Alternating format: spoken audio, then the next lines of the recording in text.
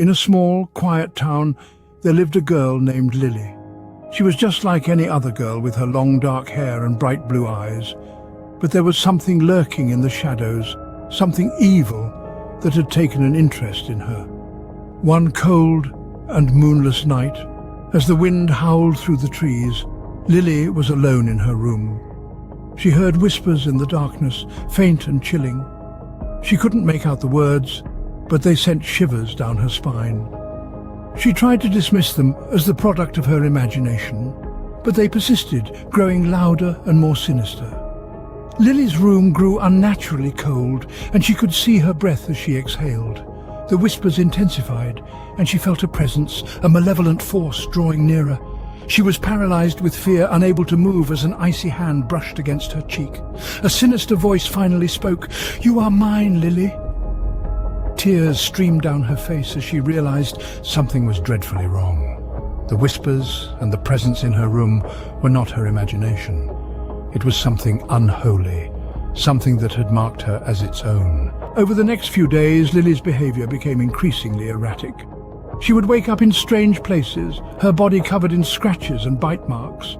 Her family noticed her eyes, once bright blue, had turned a dark and haunting shade of crimson. Lilly had become a vessel for a demon, and it was taking control. Each night as the clock struck midnight, Lilly would transform. Her voice would change into a guttural growl, and her body would convulse in unnatural ways.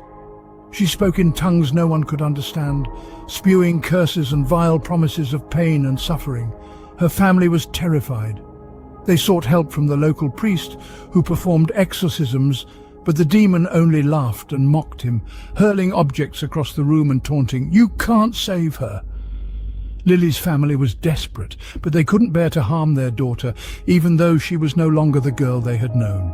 They locked her in her room each night, hoping to keep her contained until they could find a solution. One evening, as the moon cast eerie shadows throughout the house, the demon's power grew stronger. It shattered the door of Lily's room and emerged with a sinister smile. It had no intention of staying confined. Lily's family tried to flee, but the demon was relentless. It chased them through the darkened house, whispering their darkest fears in their ears, driving them to madness. One by one, they succumbed to the relentless torment. As the sun began to rise, the demon returned to Lily's room. The darkness slowly retreated, leaving behind a blood-stained house and a trail of despair.